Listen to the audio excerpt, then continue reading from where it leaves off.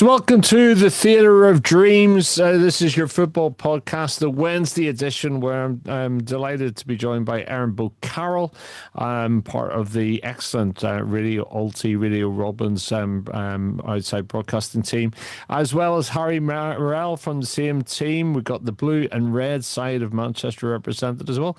Guys, how are we?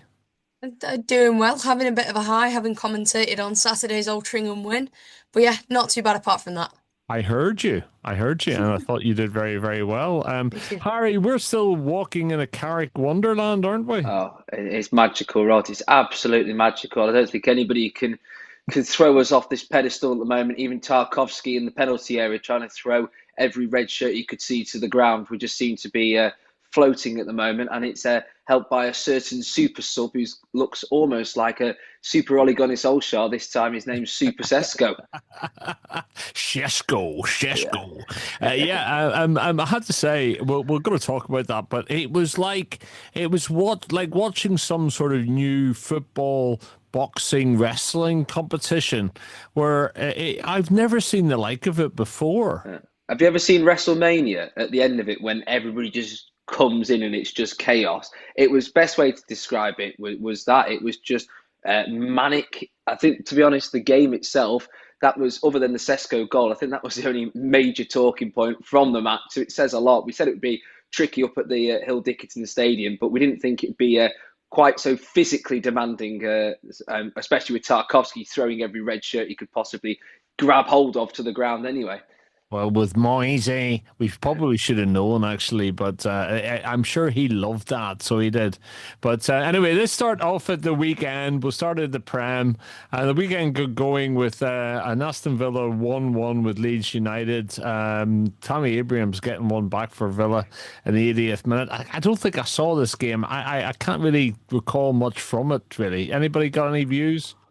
No, but as we said last week when we looked at the fixtures for the weekend, I think Leeds have done themselves a service there. They've done a really good job. And Yeah. as we've just said, it took Villa until 88 minutes to get back into that game. Shows just how much of a testament Leeds have become and how hard a side they are to beat this season.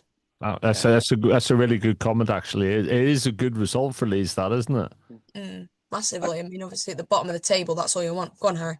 The other thing is as well, the other talking point from it, which is obviously that's a tremendous result for Leeds, but it's almost a case of what could have been, because the biggest concern with that Leeds squad at the moment is the goalkeeper at the moment. Every time I tune into 606 or what Sports Bar or whatever sort of fan phoning there is on the radio, Leeds fans always says it's positive about Farker, and then they use quite strong language about the goalkeeper and the fact that they need to change something. Somebody made an interesting point about maybe bringing Kasper Schmeichel down from Celtic, but after his performance midweek last week in the Champions League, I don't think many Leeds fans will be biting his hand off just quite yet. But no, it's obviously, that is a fantastic result for Leeds, fantastic result for United, narrowing that gap. But yeah, still some question marks around the longevity of Leeds' goalkeeper. Yeah, well, I don't think it'll be a taxi for Schmeichel. It might be the wrong Schmeichel anyway. In the other game, one of the other games Saturday, it was south of the country derby, Brentford versus Brighton Hove Albion, and a good result is for Brighton Hove Albion. Danny Welbeck again on the score sheet, and Gomez as well. The Brentford will be disappointed losing 2-0 at home. Yeah, Yeah, definitely so. It's Brighton have had a pretty torrid run of games. The manager was under some pressure. I suppose ever since they're not United out the FA Cup, the results haven't really been what they would have wanted to be. But yeah, it's a massive result for Brighton. It boosts their climb up the table. Bit of a disappointment for Brentford because they've been sort of like the silent assassins in the league at the moment, sort of climbing up that table and posing a real threat, but really seem to have come undone, and especially with it being at home as well, it'd be a disappointing result for the Bees anyway. Burnley will be very happy to come away from the bridge with a 1-1 draw, and Chelsea will be very unhappy. Do you think the red card at 72 for Fofana made a big impact? I think you can imagine so. I mean, I didn't actually see much of this game, but obviously Burnley to get themselves back into it that late is fair play to them. They need every point they can get at the moment, and that'll be one that they're certainly very happy with. But I don't know whether the red card made a difference. I mean, obviously, with him being a defender, probably. Having not seen the game, I'm not really sure. However, I think it shows, again, that Chelsea are getting straight red cards. I think it still shows the lack of discipline they've got, even under a new manager, because I'm sure they've had tons of red cards, am I right in saying already this season, for stupid things. And I think it just shows a complete lack of discipline in their squad, even though they're still fighting for those top four spaces. Yeah, The London, sorry, I was Harry. going to quickly say with that, with Chelsea, the Premier League now has introduced this thing called the fair play table, which is every time you receive a yellow card or red card, you accrue a certain number of points. And Chelsea currently have 86, which has them sat rock bottom of that standing, with 60 yellow cards as well this season. They were second bottom last season and bottom the season before. So as Erin says, it's obviously something that is an ongoing issue at Stamford Bridge, but. With what I watched of that game, they obviously scored early on with João Pedro, who is in incredible form at the moment. And I think the red card and the result has sort of overshadowed how good he is as a player at the moment. But it almost felt like Chelsea were just inviting trouble every single time. No, if you would seen that result without actually watching the game, you would think, oh, it's just Burnley doing a Burnley thing. Last minute, heat the ball over into the box, put everybody onto the penalty spot, and hope that somebody gets a header on it. But really, Rod, they were just asking for more and more and more pressure, almost from the fifth minute. It's just one of those things where it's a concern for Chelsea. But again, as a United fan, it's positives for us because it's that battle. Because at the moment, it is for us. It's very much a battle for Champions League football. Yeah. The three teams that are in there are ourselves, Chelsea, and Liverpool. And Chelsea slipping up at Burnley. It's music to my ears anyway, and music to a lot of fans up in Lancashire anyway. I completely agree. At the London Stadium on Saturday, nearly 63,000 people watched a scoreless draw, West Ham United versus Bournemouth. West Ham had loads of chances here. They had 20 shots. They had an XG of 2.87 versus 0.65 for Bournemouth, but could not get the ball in the back of the net. They'll be really disappointed with that. Yeah. Yeah, again, West Ham are a team that are struggling, aren't they, down the bottom? And I think am I right? Nuno's manager at West Ham, isn't he He currently? He's is, got a yeah. real tough job on his hands trying to keep them up. I mean, that's definitely will not have helped him. I mean, from Bournemouth's perspective, they'll probably be frustrated because they're having a somewhat decent season as to what they normally do under Iraola. So I think they'll be disappointed, but I think West Ham will be the more annoyed out of the two sides there that they've not taken all 3 points. They will. It's with the game as well. It almost felt like the Cherries were sort of playing reservedly because a point at this point for them is just increasing that tally, as I say. And we've seen Bournemouth where I'm thinking of Old Trafford. It was like it was almost like a 7 goal thriller or something ridiculous. They with their games, it can be quite a goal fest. I think the biggest positive for West Ham, if there is one, is the fact it's a clean sheet at home because I think it's the first time they've actually secured a clean sheet at the London Stadium this season because I don't know what it is with new stadiums in this country, but a lot of teams who move into the new stadiums really do struggle. But again, I've mentioned before this battle for European football, the battle for the relegation spots, that's certainly ramping up as well, and it applies more pressure. I know Tottenham last week we were saying, are they in a relegation battle? Last week, obviously they've got a new manager now, but Leeds getting a draw and West Ham getting a draw, it just increases that pressure. And I just cannot imagine a stadium like the Tottenham Hotspur Stadium being used in the Championship. It'd be a brilliant away day if you like someone like Bristol City going over.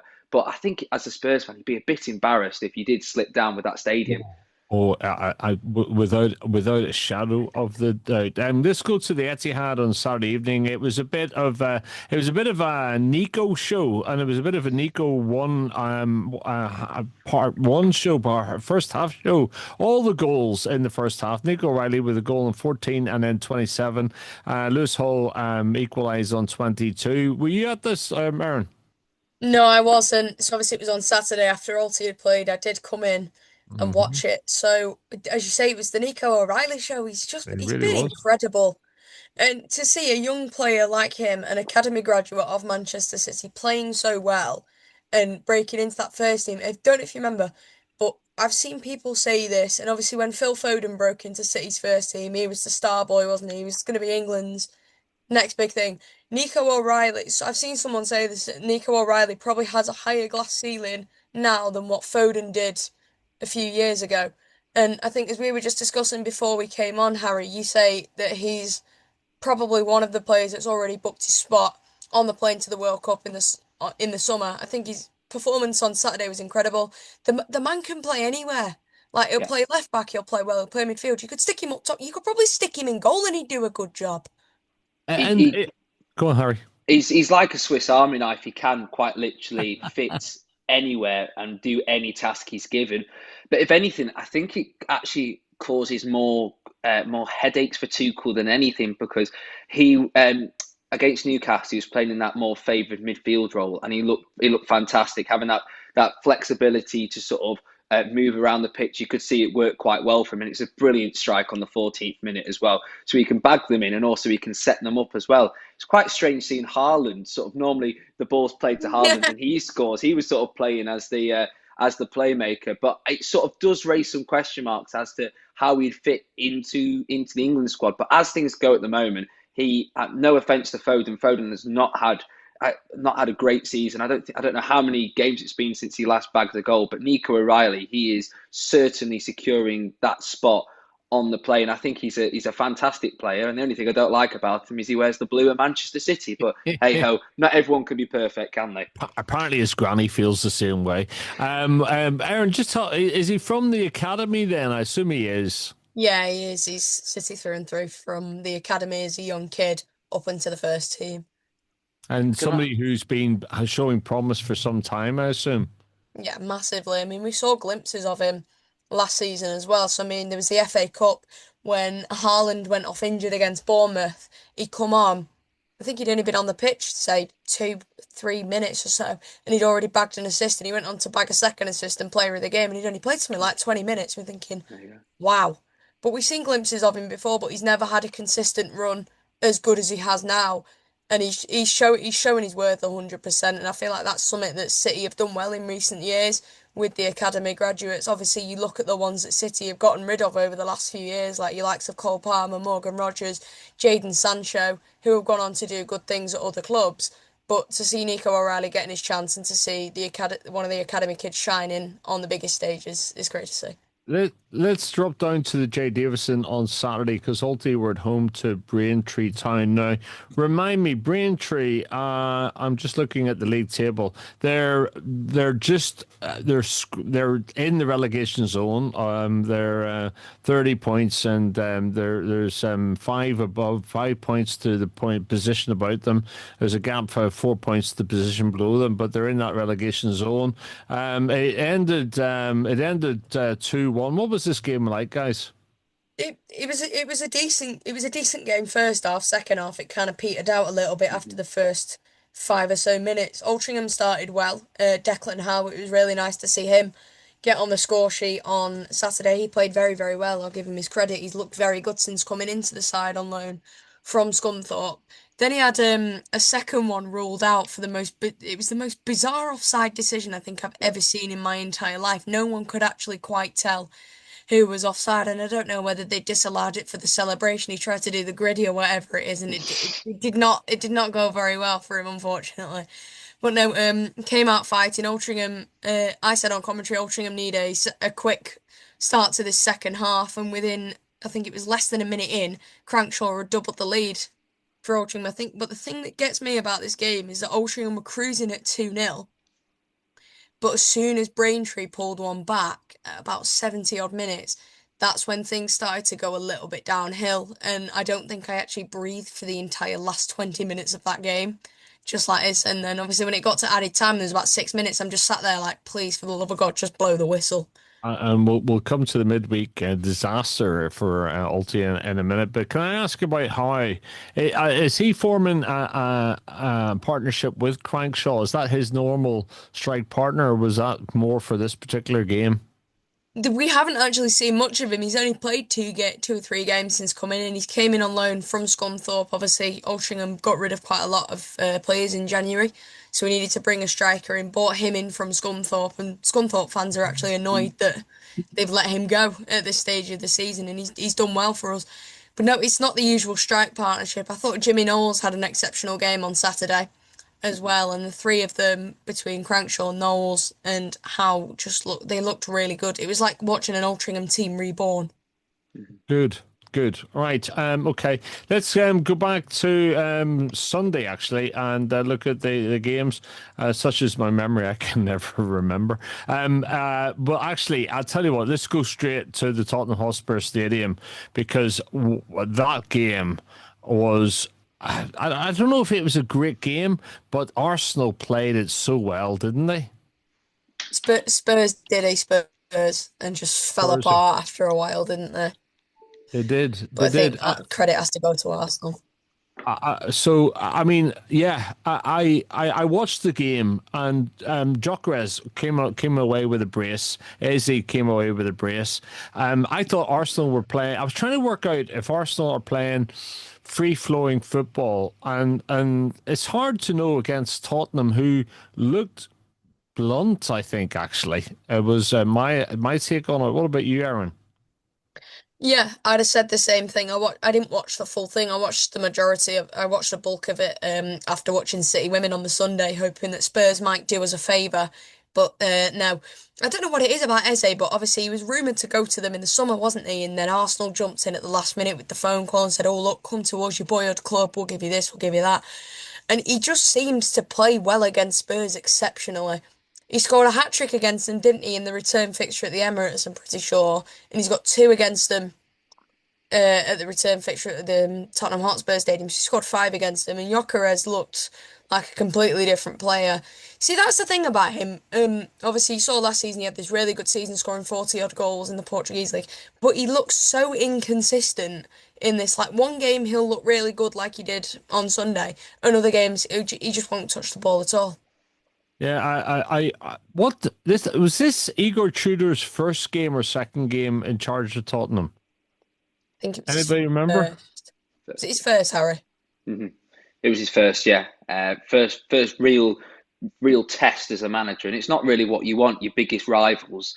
It's the first. I think he's the first Tottenham manager, to not win his first game in something like 12 years, which is the first damning stat. And then the second damning stat is it's the biggest home defeat to Arsenal in the club's history. So that's not exactly the greatest first day at the office, is it? No, and actually, you look at the possession stats, 40% to Tottenham, 60% to Arsenal. You look at the shots, 20 to Arsenal, 6 to Tottenham. Tottenham were at home, of course. And you look at the XG, and you turn around and say, he has got a big job on his hands. And maybe if it wasn't for the payoff, Harry, why the hell would he take this on, hey? Where's the jeopardy? There's no jeopardy for these guys, is there? Really? No, I think with the decision, because it's an interim role, if it doesn't come to pass, then he can just sort of wash his hands of it and pass it to the next bloke. But yeah, for Tottenham, it is grim. It is grim reading at the moment. The fact that West Ham currently occupy the last relegation spot, and they're on 25 points. Tottenham, who've played the same number of games, are on 29 points. It's a difficult time for them. I still think that the decision to sack Frank, was almost very much like a panic decision, knowing that they've sort of like woken up one day and realised what predicament they actually are in. It's like they've looked at the table for the first time and they've gone, crikey, we need to do something. Yeah. Maybe they'll live to regret that decision, because when we actually were discussing why have they brought them in, the main reason was not to win games of football. Obviously, that's what a manager's job is, but they haven't brought him in because of his record. They've brought him in because of his disciplinary record, because he's very, very quick to drill out bad habits in players, and that's one thing we keep seeing from Tottenham. I think maybe you'd need a miracle, maybe a Big Sam or a Harry Redknapp to resolve Spurs' troubles at the moment. But yeah, 16th on 27 on game week 28 is not where you want to be with your flashy new stadium and wearing the patch which says you're the Europa League winners. I can't believe we gave it to them, Rod. I still can't believe it. Do you know, Harry? First of all, I think I said this last week. This season has gone on for so long, and we're still only in February, and yet that final seems like it was 5 years away, and not, And it still pains me actually against that side. It still pains me absolutely. Other scores on Sunday. The lunchtime kickoff. Palace got the better of Wolverhampton Wanderers. Not a big surprise there. Palace's manager though. There's some debate as to whether he'll still be there at the end of the season. Glasner, isn't there? Can I just say with that game as well? It was Wolves. Wolves have been on quite an impressive run the last few weeks. That midweek game against Arsenal was highlight of my week last week, and I think it's probably Honestly, Erin's as so well. true. It was such an incredible game to watch, and you could sort of see it wasn't again like a scrappy goal or anything like that. You could see that Wolves can make teams' lives difficult. We saw it when they were played at the Emirates. It was a very difficult game for Arsenal. We saw it again on Wednesday night. Crystal Palace. Wolves had a really good first half. It was a poor penalty from Tolu, but it's just one of those you've got to go up with confidence. You don't change things, but it's a poor penalty really.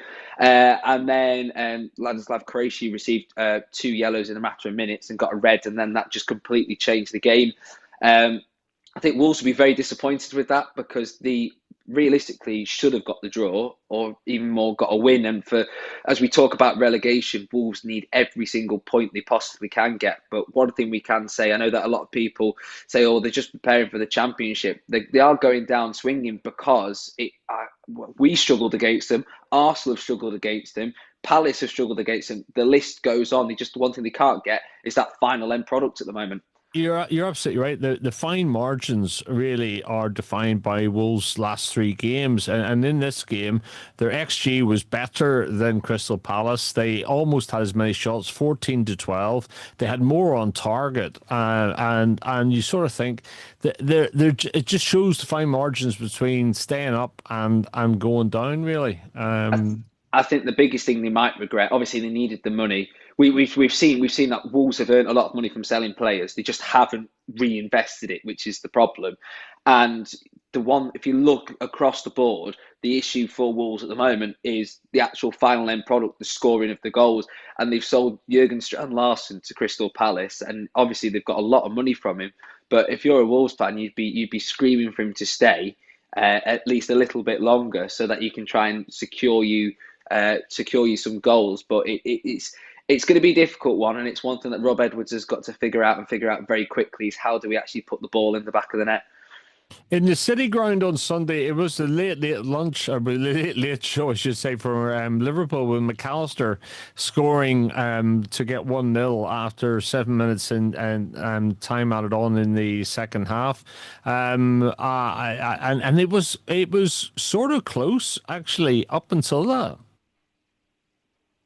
Yeah, it certainly looked that way. I mean, for Liverpool, they'll be frustrated that they probably didn't wrap that up earlier, but it just seems to be, even though that they've won that, it just seems to get worse and worse for them each week because they should be burying Forest with the way that they are at the moment, fighting against to stop them from going down. They've gone through what, 3 managers this season Yeah, already, if not exactly, more. exactly. They should be dead and burying that game, Liverpool. But no, McAllister's pretty much just saved them at the end there, hasn't he? Really? I somehow think Slot's gone at the end of the season. I really do. I gotta say, I think there's too many other managers around, and their season they'll be very disappointed.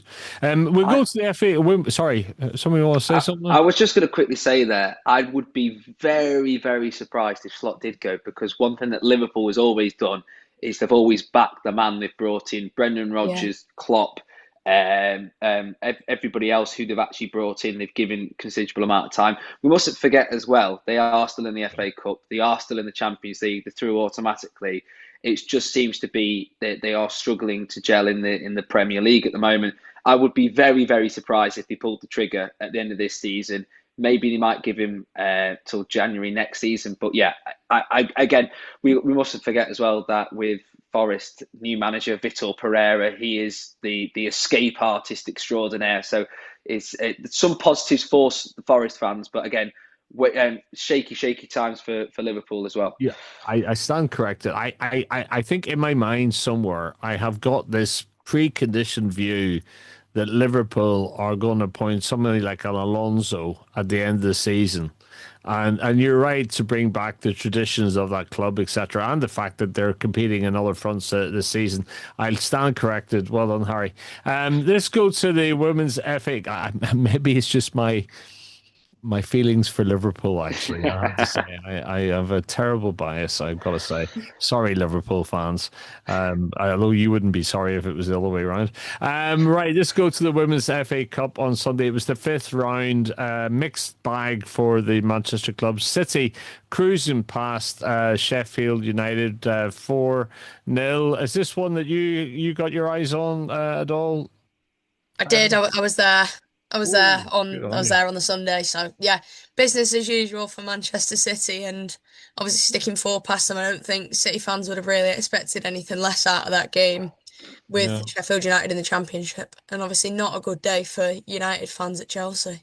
No, I was going to say, it ended 2-1 there after extra time. A 99-minute extra time goal for Gurma for Chelsea. I haven't even read about this game actually. So what was the story of that game, Erin? It seems like you lot face each other in the FA Cup every year. Yeah, we do. It just seems like you do, and obviously Chelsea are notoriously hard to beat Mm. as a team. We've lost to them twice already this season, beaten them once. And I think with that, Chelsea would have wanted to keep themselves in it. They're not having a very good season in the league at the moment as it is. They have got through to the League Cup final in which they will play you guys at Ashton Gate. But in this game, Sam Kerr scored. It was two substitutes that made the difference. Sam Kerr scored, I think, at like 78. It Simi was. Abujo then scored the equaliser for you guys at 81. That's And right. then Naomi Girma scored her first Chelsea goal. And I'll give her a credit. Fallon Tullis just made an incredible save for the first shot, and she just couldn't stop it from being stabbed home. It was more like it wasn't a wondrous goal by any stretch of the imagination. It was just sort of stabbed home from close range, but they all count, don't they? And that's inevitably what's knocked you guys out of the FA Cup. And obviously, having been to the final for the last, I think it's 2 or 3 years consecutively, that'll be disappointing to be knocked out in the round of 16.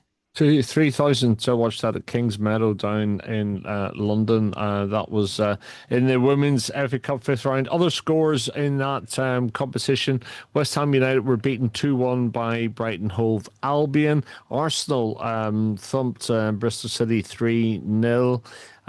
We've talked about Chelsea, we've talked about City. Surprisingly, actually, Oxford United versus Charlton Athletic. Charlton Athletic won 1-0 there. There was a red card for Oxford United, 75. A lot of red cards this weekend, wasn't there? Yeah, I mean that a lot of red cards this weekend and a lot of red cards midweek as well when you think about it. Really. And in the Liverpool derby in the same competition, Liverpool 2, Everton 1 was the final score. Everton needed an own goal from Falk in the 72nd minute, but couldn't capitalise on that. 2-1 at the end. Right. Where are we going next? Let's go into the midweeks. Oh, yes. Let's talk about United Everton, shall we? Harry, what about this game? Do you know what? I watched it. I'm very, very glad I didn't make the trip over the M62 because about 89 minutes of that game was the most boring game of football I've watched in a long time. Best way to describe it was the pitch was like the muddy bogs they used to have in the 70s and 80s where the ball would just get stuck in the middle of the park and neither team could get it into the front line. And then Carrick makes some substitutions, brings on the super sub that is Benjamin Sesko, and well, the rest, as he said, is history. The goal was worth 190 million quid, and I tell you what, worth every single penny for me. 3 points, that sniff of Champions League football is getting ever closer. And yeah, it's massive 3 points away from home. But biggest conundrum now for Carrick, should Sesko be starting? Well, it's interesting because super sub he is at the moment, but let's just talk about the game because it was drab, Oh, wasn't it? it certainly wouldn't be the first game on Match of the Day, even if we'd scored another two. It was the whole game was just marred with well, just inconsistency. Both teams didn't have FA Cup football. We thought the extra break would have inspired some brilliant football. But no, I don't think it's one of the games which are going to live long in the memory. If anything, both teams look quite sluggish. Tactically, both teams are quite inept. If anything, Everton were giving more of attacking, threatening United. They had 10 corners in the end. And as we No. mentioned at the start of the pod, it weren't really corners. They were just sort of like WrestleMania fisticuffs, all that sort of stuff in the penalty area. So had Sesko not scored the goal, that would have been the biggest talking point of the match, was the scrummage in the penalty area. I think it says a lot about the 90 minutes worth of football that we have to endure. I've never seen tactics on corners like it, and I mean, Lamens was basically, he was being manhandled almost. I forget, it was Tarkovsky, I think, was right in front of him, in his face, not in his face, just basically on top of him. But the fact that he managed to get the ball away shows what strength he has, physical strength he has. But I don't know, that's not football, is it? No, it's where we can really see how instrumental set pieces have become in this season's Premier League, because that was really the only real threat of the game was coming from set pieces. I will say as well, you mentioned Sonny Lamons there. He was, I would say, had his best game in the United shirt. The way that he was able to command that area where it was so congested and rise above them. If we had an Arna in goal, which we did last season, he'd be trying to flap at everything, and it probably would have ended up in the back of the net. Lamont was able to catch, punch, everything. There was confidence there, even in all the confusion. So I think, yeah, I mentioned the goal was worth 190 million. I think that we got Sonny Lamont for less than 30 million, and at the moment, that looks like an absolute bargain. And the last thing I want to mention on the goalkeeper was, I saw it on social media that Andre Onana is keen to come back to United and fight for his place. At this rate, mate, I wouldn't even bother buying the plane ticket, because Lamont has secured that number one spot. Deepers, could you imagine? I mean, the fact that Lamont could stay calm in that situation, and just, he got his fist on everything. Gotta say, well done to him. Absolutely well done to him. Also on Monday night there was Women's FA Cup fifth round action. London Lionesses versus Tottenham Hotspur, but Tottenham managed to win 9-8 on pens. Some goals in that. 2-2 was in a normal time. And finishing off some of the games, so Walsall were in action against Milton Keynes Dons. It ended Walsall 0, Milton Keynes Dons 2. Through to, let's talk very, very briefly about Champions League, because Harry, we don't really care about the Champions League, do we?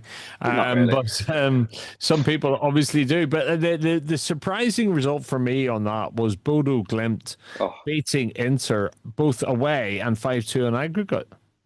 I don't want to face them again, because they're more than likely going to be facing us. I really don't want to play them again. I don't know what's going on with them, but there seems to be one side every year that seems to do really well, and it seems like it's their time to shine. And they've done an incredible job, and fair play to them. They dumped Inter out single-handedly. Just remind me, what league do they play in? It's Norwegian. Norwegian First Division, yeah. That's it. They've got a population less than Sale. I know, it's mental. It's absolutely mental. The other thing that's crazy to think about is Inter Milan were in the final last season, and they've been dumped out already.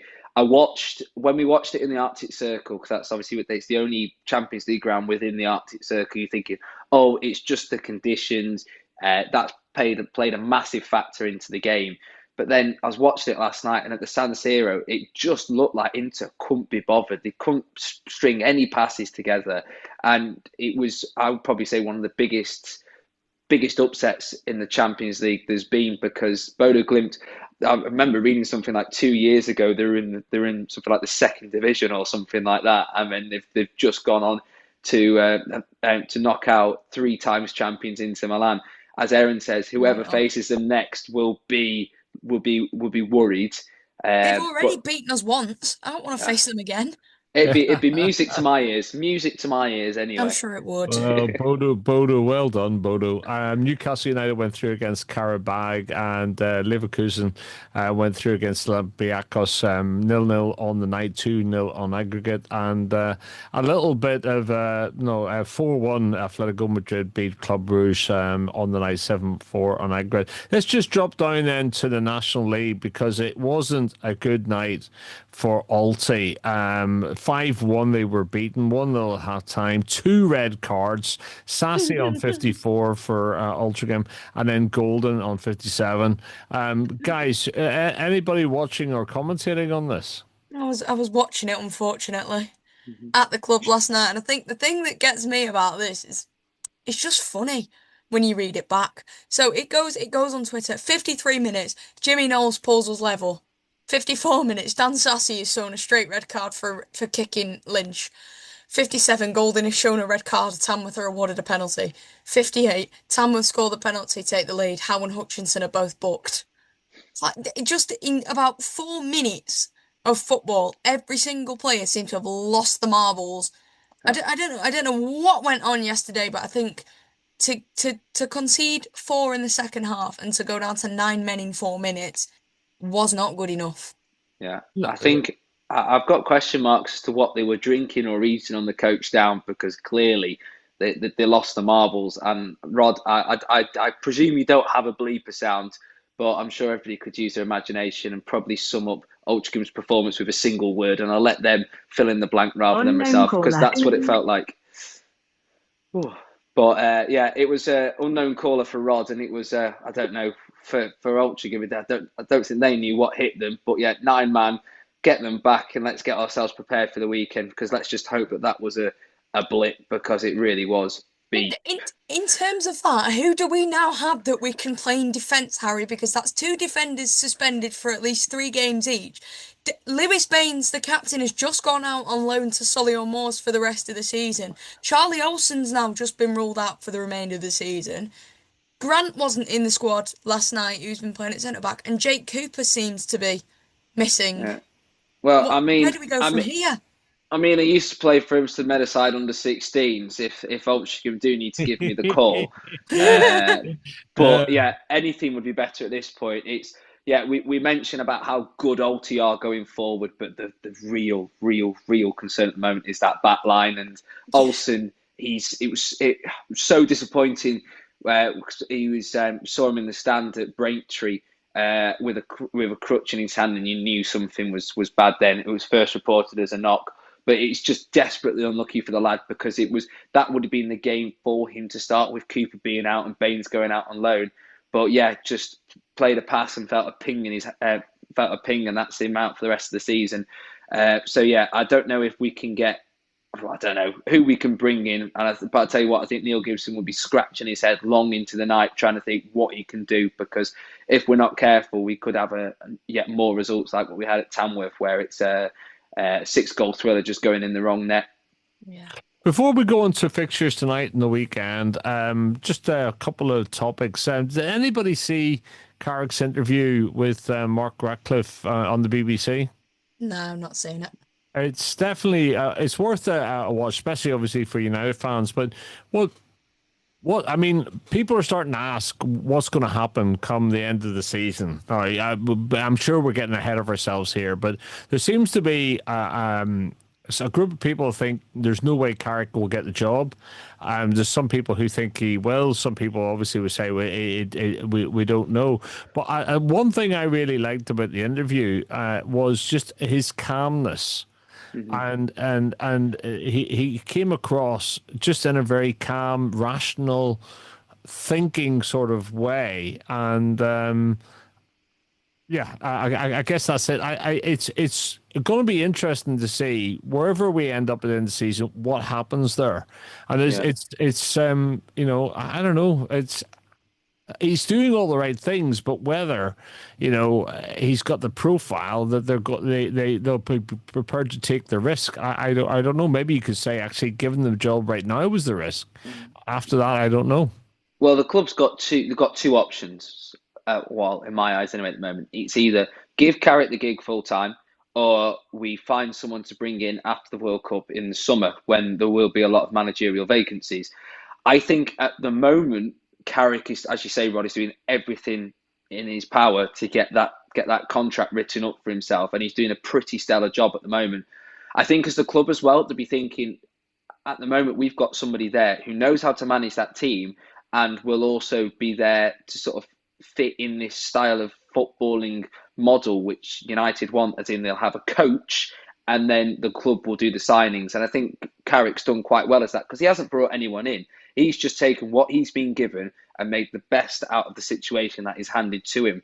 So as the club, that sort of ticks everything that they want. I think if he carries on the way that he is, I feel like they've got to give it to him because he's proven that he can, in a number of games with different challenges, he's been able to rise above them, get points at home, points away, points against former champions. He's certainly ticking all the boxes, and I would quite like to be carried on that Carrick chant because it's an absolutely fantastic one to be belting out at the Stretford end. Well, linked to that, I saw in the news on Saturday at the weekend that there was a gossip that Manchester United representatives have held what they call fresh talks, so not first talks, with Luis Enrique's agents in Paris over the weekend. He's obviously currently manager at PSG. I don't know. It's maybe too early to speculate, but that would suggest they are looking, obviously. Of course, and I think United are doing everything right at the moment. Well, I hope they are, because you've got to be looking at every single possibility because we tried something different and it didn't work. So we need to have a number of options available on the table and just choose which plan we're going for. And hopefully we choose the right one. I think Luis Enrique's got a lot more on his plate than deciding his Manchester United future because he's struggling in the knockout, struggling to get to the knockout stages in the Champions League. He's playing Monaco tonight. And if he gets dumped out of there, well, he might be very quickly out of the job there. I'm not quite sure. But yeah, he's a big name. He won a lot of trophies last season. I think got the quadruple with PSG. He's a phenomenal manager. But for me, as I said, I don't know if he's quite the right fit at the moment. I think Carrick is the man. But again, as I've said time and time again, we've got to wait. We've got to make the right decision. And crucially, don't jump to anything because we've done it with Ten Hag. We've done it with pretty much every manager we've ever had. We've jumped at things. 6 months later, we've regretted it. And I feel like Enrique would be a good appointment, but would it be the right appointment for United? That's the big question. It's a big question, but it's going to be an interesting decision there. Also, just sticking with United, I saw something at the weekend as well that United are considering apparently re-signing Scott McTominay, but he would cost double the 25 million or 26 million almost that they sold to Napoli. Is this? Have you guys got any sort of superstitions about re-signing players that you sort of think that once gone never come back? I think it depends. I mean, obviously City had it with Gundogan, I think last season, and just the season before last. They re-signed him from Barcelona. It wasn't working, and obviously he came back. He didn't have the greatest year with us when he came back. I think you know with a player when your time is up, but also looking at it from his perspective, he's winning titles over there. He's winning trophies. He's absolutely adored by the Italians over there. They worship him like he's a god. He's got paintings up in Naples of himself. In a way, I know you guys are doing well, but why would you want to? Why would you want to leave that? I think that's a very good shout. I think as well, though, it's if reports are to be believed, the club are in quite a difficult financial position. So they would, if somebody would be willing to pay the amount of money that they want, I think they would jump for it. I think for United, I think if the option came up, I think they should pay it because we've essentially paid Napoli to procure this talent who we couldn't quite get into gear. So if anything, we're not buying the player, we're buying Napoli's services. But yeah, he is loved and adored there. I just think the decision will probably be out of his hand because if they're going to earn 75 million so quickly, in the matter of a year from selling Scott McTominay, but if the reports are to be believed with their financial position, I'd actually quite like him back. I think it'd be a stellar improvement for the squad. And the only thing I'd say is, why couldn't we do it? Clearly, there's something wrong with us if we aren't able to nurture the talent like we used to. It's an interesting idea, isn't it? That you sell your players to mature them. It's a bit like a farmer fattening his animals before sending them to slaughter. If you look at Rashford as well, he's another one who's constantly appearing in the gossip columns saying that United are looking at buying him back. And we can see that clearly we need to rethink that strategy. But another player as well who's gone from one club and come back again is James Trafford. And at the start of the season, we thought that would have been a brilliant move. And obviously that's not quite come to Yeah. fruition. I feel like with a Scott McTominay move, though, if we did bring him back, we won't bring anybody else in. A, because we couldn't afford it, and B, I feel like he is one of those top quality players who starts every single game. And no offense to James Trafford, but if you bring someone like Donnarumma in, I think he starts above pretty much every single goalkeeper in the world, apart from Senny Lamons, of course. I want to talk about Leo Williamson, but before we do that, I think we should mention James Milner because Yeah. he's playing at the age of 40 in the EPL. He is about to make the record number of appearances in top flight football, which I currently stands at 654 appearances, I believe. I can't remember. There's only a couple more that he Yeah. needs. I thought he'd already broke it Oh, the other has he day. broken it? He has Yeah, broken it now, yeah. the Ah, first he has. yeah.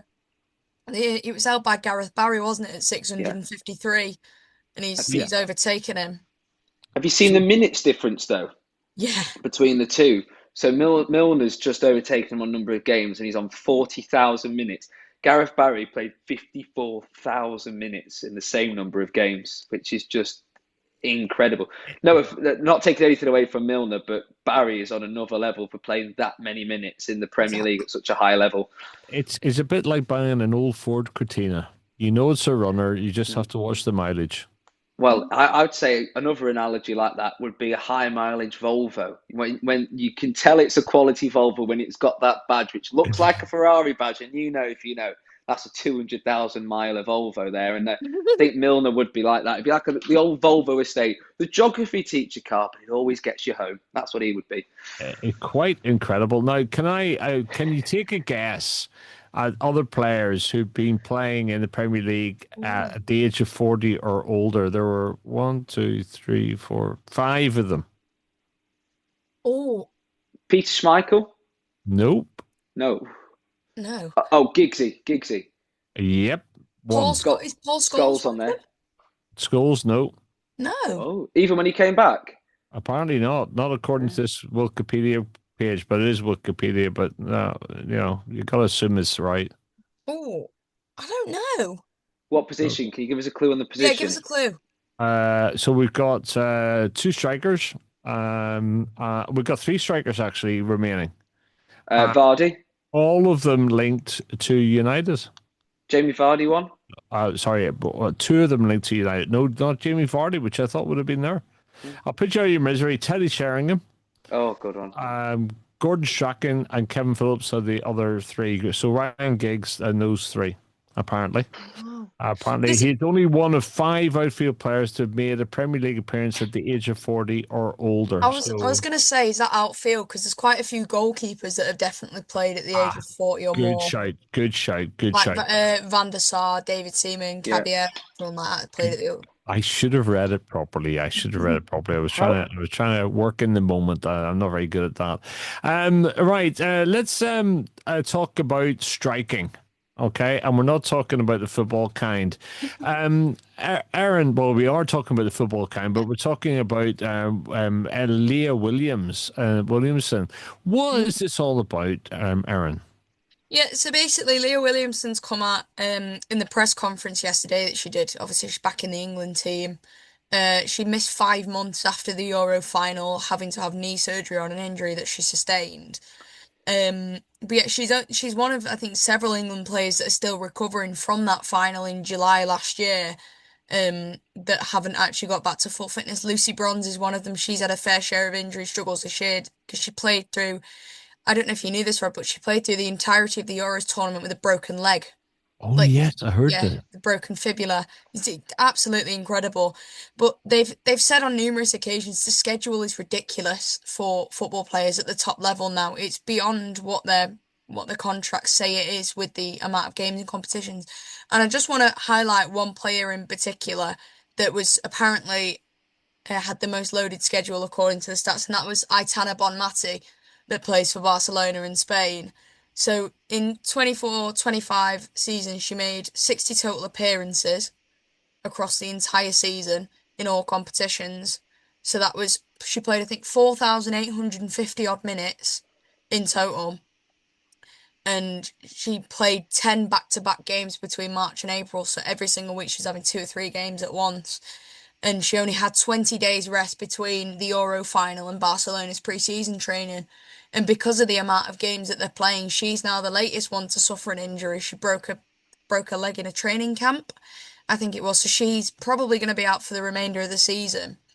But I think it shows, I wouldn't be surprised if they start saying, look, we're not playing these games because they're adding more and more competitions on top of that. Arsenal women have just become the inaugural winners of the FIFA Champions Cup, which is basically the equivalent of the Club World Cup. But it's adding more strain to them. We're seeing more and more injuries. The amount of ACL injuries again has gone up this year or this season in general after the Euros because of the amount of games that they're playing. And I genuinely wouldn't be surprised if they started refusing to play. Do we know if statistically the women's game play more games across the season than the men? I don't think they do. However, I'm not 100% sure. I mean, the Women's Super League is considerably smaller, so I think there's only 24 games in that.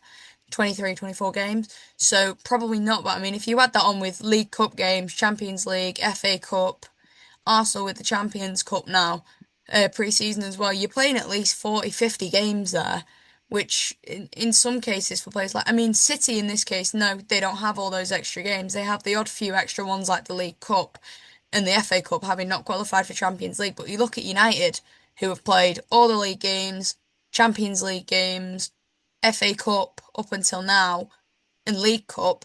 It's a mental amount of games then with all the international as well. It all adds up, doesn't it? And they're all Yeah. playing ridiculous amounts of games.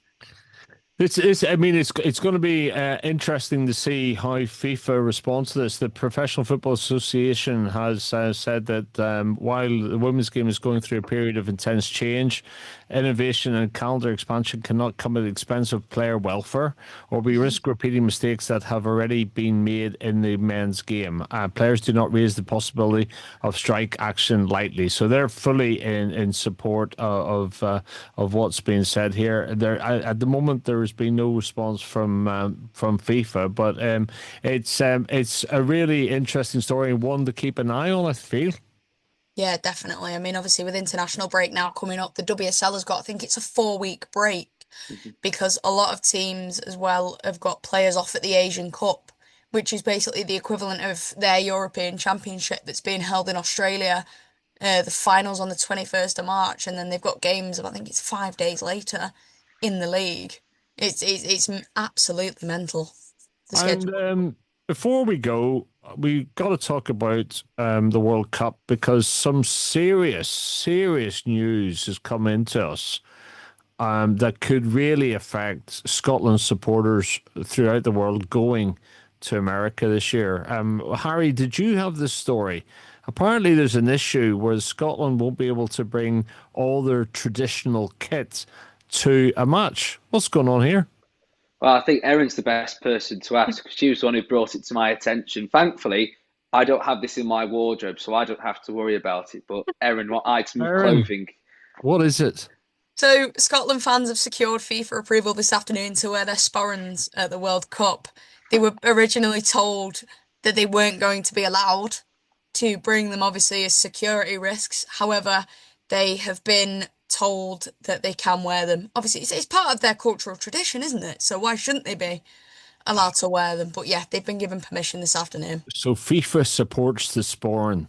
They do. Could you just imagine the meeting in Switzerland where they sat around and went, "We need to discuss the sporn." So they go, "What is a sporn?" A sporn is, and they probably spent a good. I reckon they probably spent a good 3 hours on this. Probably, Probably. several £1,000s worth of fees on advisors and they probably then got the sporns tested in some sort of situation to make sure that they could be stress tested. It won't have been an easy decision for them. Yeah. Basically, if you read through the article that BBC have just published, they spoke to a couple of Scottish fans about the decision. Obviously, they were told originally they'd have to either leave them in lockers or storage or get rid of them entirely, which obviously is not going to happen. So the quote is, "The Tartan Army are well known and the sporran is part of our uniform. Our sporrans will contain our match tickets and hope that's all we want to smuggle into stadiums."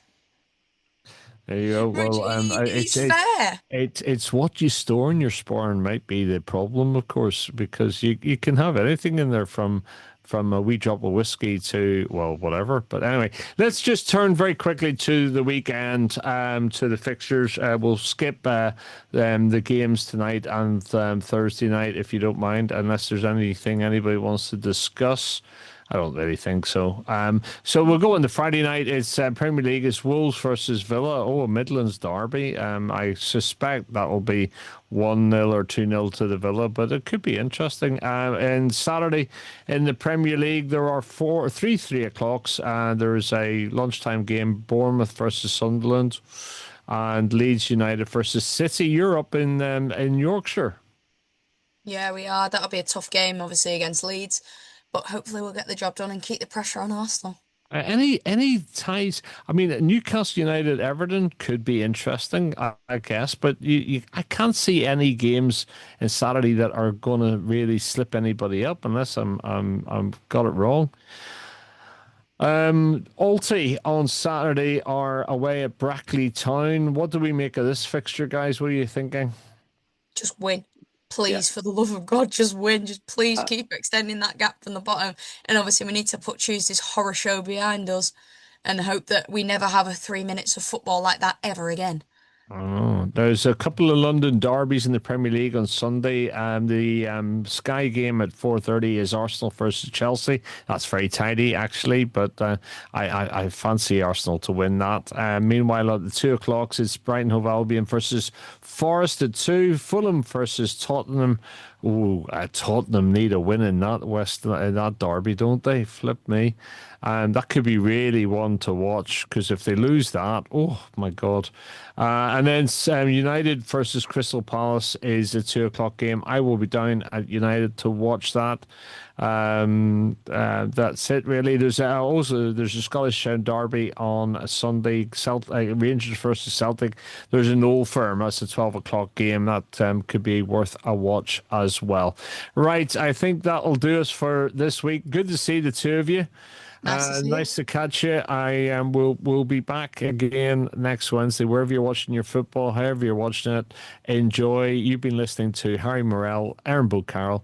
I'm Rod Maxwell. We are the Theatres of Dreams, and we will be back next week. Thanks, guys. See ya. cheers.